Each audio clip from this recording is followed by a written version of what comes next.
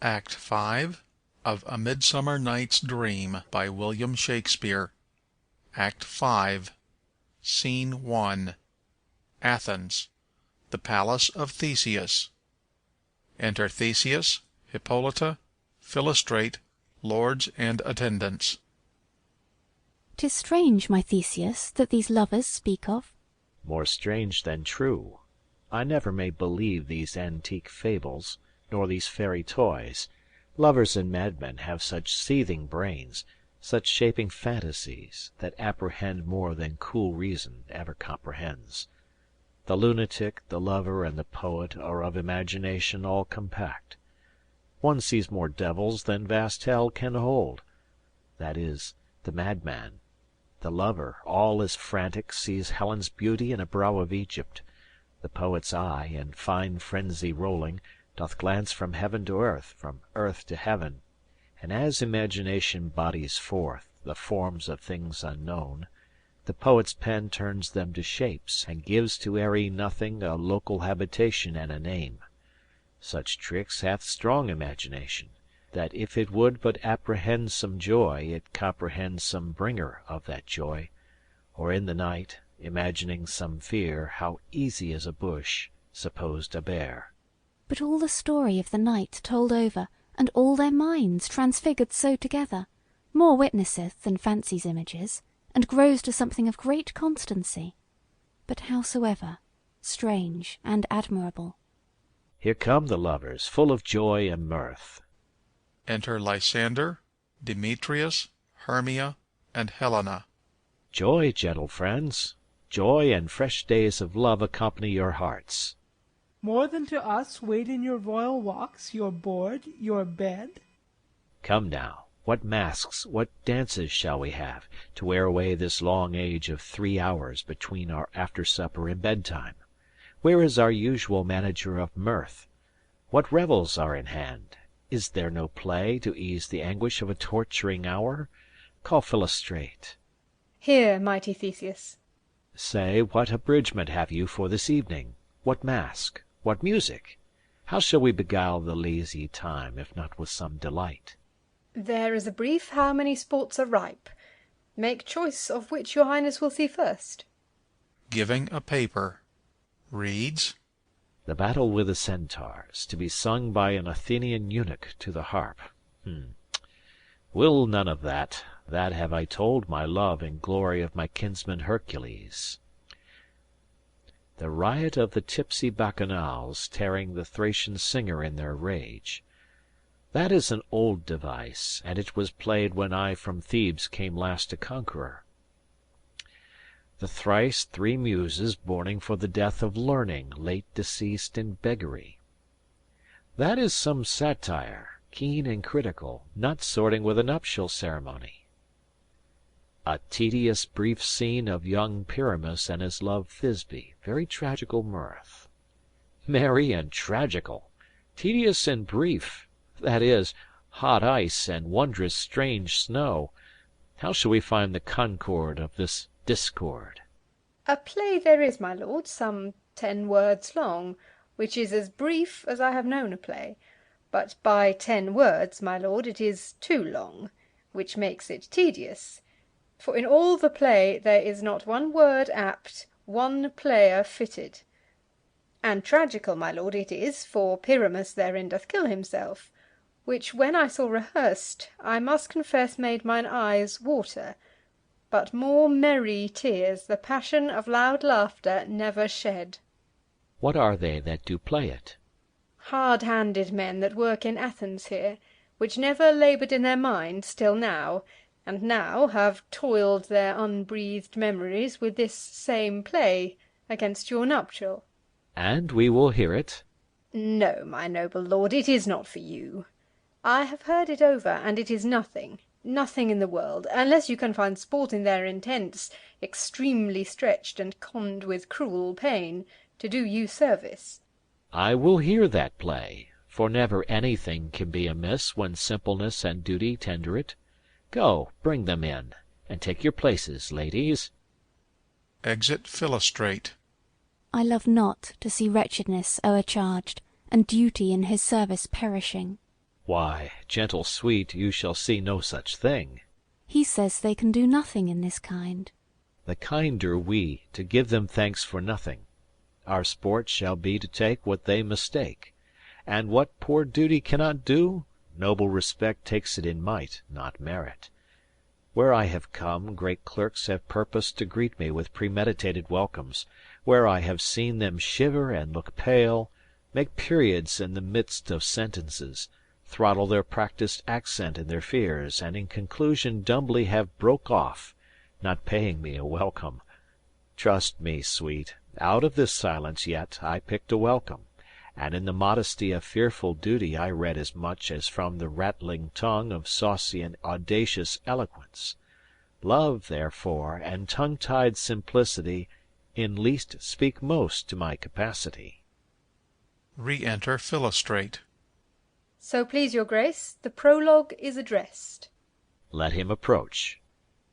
Flourish of trumpets. Enter Quince for the prologue. If we offend, it is with our good will, that you should think we come not to offend, but with good will, to show our simple skill, that is the true beginning of our end. Consider then we came but in despite. We do not come as minding to content you.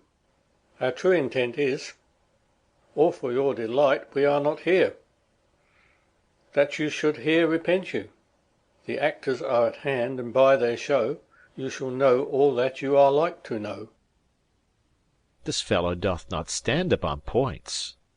He hath rid his prologue like a rough colt. He knows not the stop. A good moral, my lord. It is not enough to speak, but to speak true. Indeed, he hath played on his prologue like a child on a recorder, a sound, but not in government. His speech was like a tangled chain, nothing impaired, but all disordered. Who is next? Enter Pyramus and Thisbe, Wall, Moonshine, and Lion. Gentles, perchance you wonder at this show, but wonder on, till truth makes all things plain. This man is Pyramus, if you would know. This beauteous lady Thisbe is certain. This man with lime and rough cast doth present Wall, that vile wall which did these lovers sunder, and through Wall's chink, poor souls, they are content to whisper. At the which let no man wonder. This man with lanthorn, dog, and bush of thorn presenteth Moonshine. For if you will know, by moonshine did these lovers think no scorn to meet at Ninna's tomb, there to woo. This grisly beast, which Lion hight by name, the trusted Thisbe, coming first by night, did scare away, or rather did affright. And as she fled, her mantle she did fall, which Lion vile with bloody mouth did stain. Anon comes Pyramus, sweet youth and tall, and finds his trusty Thisbe's mantle slain. Whereat with bloody blameful blade, he bravely broke his boiling bloody breast, and Thisbe tearing in a mulberry shade, his dagger drew and died. For all the rest let Lion, Moonshine, Wall, and lovers twain, at large discourse, while they here do remain. Exeunt Prologue, Thisbe, Lion, and Moonshine. I wonder if the lion be to speak. No wonder, my lord. One lion may, when many asses do. In this same interlude it doth befall that I, one Snout by name, present a wall, and such a wall as I would have you think that had in it a crannied hole or chink, through which the lovers, Pyramus and Thisbe, did whisper often very secretly. This loam, this rough cast, and this stone doth show that I am that same wall. The truth is so. And this the cranny is, right and sinister, through which the fearful lovers are to whisper. Would you desire Lime and Hare to speak better? It is the wittiest partition that ever I heard discourse, my lord. Enter Pyramus. Pyramus draws near the wall. Silence. O grim look night, O night with hue so black, O night which ever art when day is not, O night, O night, alack, alack, alack, I fear my Thisbe's promise is forgot. And thou, O wall, O sweet, O lovely wall, that stands between her father's ground and mine, thou wall, O sweet and lovely wall, show me thy chink, to blink through with mine eyne. Wall holds up his fingers. Thanks, courteous wall. Jove shield thee well for this. But what see I? No Thisbe do I see. O wicked wall, through whom I see no bliss. Cursed be thy stones for thus deceiving me. The wall, methinks, being sensible, should curse again. No, in truth, sir, he should not. Deceiving me is Thisbe's cue. She's to enter now, and I'm to spy her through the wall. You shall see. It will fall pat, as I told you. Yonder she comes. Enter Thisbe. O wall, full often hast thou heard my moans for parting my fair Pyramus and me. My cherry lips have often kissed thy stones with lime and hair knit up in thee. I see a voice. Now will I to the chink, to spy, and I can hear my Thisbe's face. Thisbe! My love! Thou art my love, I think. Think what thou wilt. I am thy lover's grace, and like Leander am I trusty still. And I like Helen till the fates me kill. Not Shaphalus to Procrus was so true. As Shaphalus to Procrus, I to you. Oh, kiss me through the hole of this vile wall. I kiss the wall's hole, not your lips at all. Wilt thou at Ninny's tomb meet me straight away? Tide life, tide death, I come, without delay. Exeunt Pyramus and Thisbe. Thus have I, Wall, my part discharged so, and being done, thus Wall away doth go. Exit. Now is the mural down between the two neighbours. No remedy, my lord, when walls are so wilful to hear without warning. This is the silliest stuff that ever I heard. The best in this kind are but shadows, and the worst are no worse, if imagination amend them. It must be your imagination, then, and not theirs. If we imagine no worse of them than they of themselves, they may pass for excellent men. Here comes two noble beasts in, a man and a lion. Enter Lion and Moonshine. You, ladies, you's gentle hearts do fear the smallest monstrous mouse that creeps on floor. May now perchance both quake and tremble here, when lion rough in wildest rage doth roar. Then know that I, one snug the joiner am, a lion fell, nor else no lion's dam. For if I should as lion come in strife into this place, 'twere pity on my life. A very gentle beast, of a good conscience. The very best at a beast, my lord, that e'er I saw. This lion is a very fox for his valour. True, and a goose for his discretion. Not so, my lord, for his valour cannot carry his discretion, and the fox carries the goose. His discretion, I am sure, cannot carry his valour, for the goose carries not the fox. It is well. Leave it to his discretion, and let us listen to the moon. This lanthorn doth the horned moon present. He should have worn the horns on his head. He is no crescent, and his horns are invisible within the circumference. This lanthorn doth the horned moon present. Myself, the man in the moon, do seem to be. This is the greatest error of all the rest. The man should be put into the lanthorn. How is it else the man in the moon? He dares not come there for the candle, for, you see, it is already in snuff. I am aweary of this moon. Would he would change.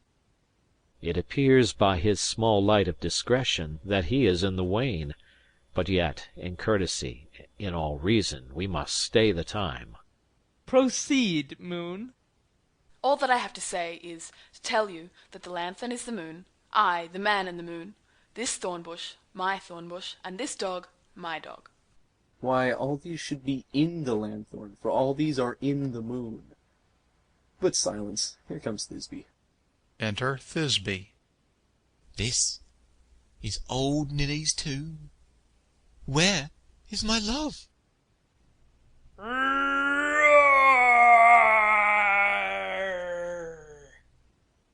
Thisbe runs off.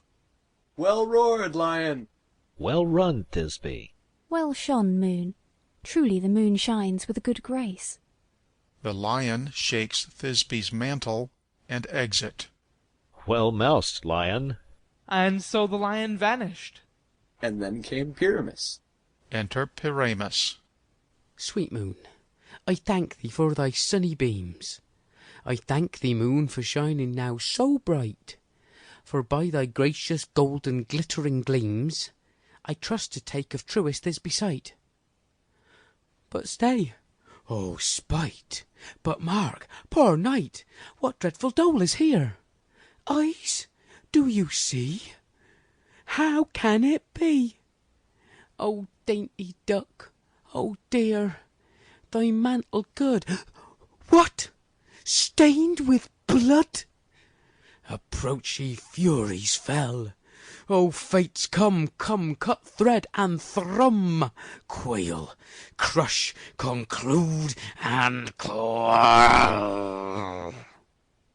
This passion and the death of a dear friend would go near to make a man look sad. Beshrew my heart, but I pity the man.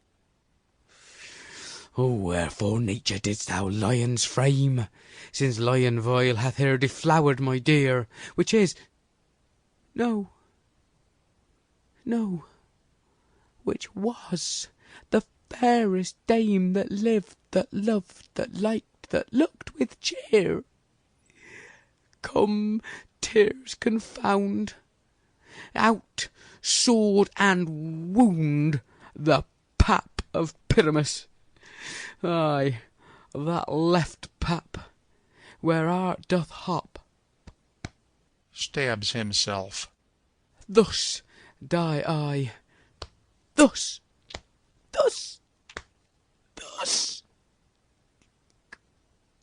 Now am I dead. Now am I fled. My soul is in the sky. Tongue, lose thy light.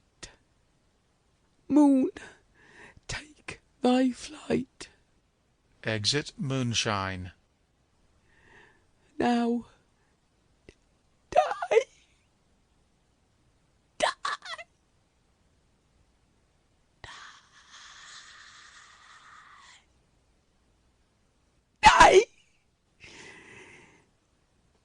Die. Dies. No die, but an ace for him, for he is but one. Less than an ace, man, for he is dead, he is nothing. With the help of a surgeon he might yet recover and prove an ass. How chance moonshine is gone before Thisbe comes back and finds her lover? She will find him by starlight. Here she comes, and her passion ends the play. Re-enter Thisbe. Methinks she should not use a long one for such a Pyramus. I hope she will be brief. A mote will turn the balance, which Pyramus, which Thisbe is the better. He for a man, God warrant us. She for a woman, God bless us. She hath spied him already with those sweet eyes. And thus she means videlicet. Asleep, my love. What? Dead, my dove? O Pyramus, arise! Speak, speak! Quite dumb? Dead, dead! A tomb must cover thy sweet eyes. These lily lips, this cherry nose, these yellow cowslip cheeks, are gone, are gone! Lovers make moan. His eyes were green as leeks. O sisters three, come, come to me, with hands as pale as milk. Lay them in gore, since you have shore with shears his thread of silk. Tongue, not a word. Come, trusty sword. Come, blade, my breast imbrue. she stabs herself. And farewell, friends! Thus Thisbe ends. Adieu! Adieu! Adieu! She dies. Moonshine and Lion are left to bury the dead. Aye, and the wall too. No, I assure you, the wall is down that part of their fathers. Will it please you to see the epilogue, or to hear a burgomask dance between two of our company? No epilogue, I pray you, for your play needs no excuse. Never excuse, for when the players are all dead there needs none to be blamed. Marry, if he that writ it had played Pyramus and hanged himself in Thisbe's garter, it would have been a fine tragedy, and so it is truly, and very notably discharged. But come, your burgomask, let your epilogue alone. A dance. The iron tongue of midnight hath told 12. Lovers, to bed. 'Tis almost fairy time. I fear we shall outsleep the coming morn as much as we this night have overwatched. This palpable gross play hath well beguiled the heavy gait of night. Sweet friends, to bed. A fortnight hold we this solemnity, in nightly revels and new jollity. Exeunt. Enter Puck. Now the hungry lion roars, and the wolf behowls the moon, whilst the heavy ploughman snores, all with wearied task fordone. Now the wasted brands do glow, whilst the screech-owl, screeching loud, puts the wretch that lies in woe in remembrance of a shroud. Now it is the time of night, that the graves all gaping wide, every one lets forth his sprite, in the church-way paths to glide. And we fairies, that do run by the triple Hecate's team, from the presence of the sun, following darkness like a dream, now are frolic. Not a mouse shall disturb this hallowed house. I am sent with broom before to sweep the dust behind the door. Enter Oberon and Titania with their train. Through the house give gathering light. By the dread and drowsy fire, every elf and fairy sprite hop as light as bird from briar, and this ditty after me sing and dance it trippingly. First, rehearse your song by rote, to each word a warbling note. Hand in hand, with fairy grace, will we sing and bless this place. Song and dance. Now until the break of day, through this house each fairy stray. To the best bride bed will we, which by us shall blessed be, and the issue there create ever shall be fortunate. So shall all the couples three ever true in loving be. And the blots of nature's hand shall not in their issue stand. Never mole, hair-lip, nor scar, nor mark prodigious, such as are despised in nativity, shall upon their children be. With this field do consecrate, every fairy take his gate, and each several chamber bless, through this place with sweet peace. And the owner of it blessed shall ever in safety rest. Trip away, make no stay, meet me all by break of day. Exeunt Oberon, Titania, and train. If we shadows have offended, think but this, and all is mended, that you have but slumbered here while these visions did appear, and this weak and idle theme, no more yielding but a dream, gentles do not reprehend. If you pardon, we will mend. And as I am an honest Puck,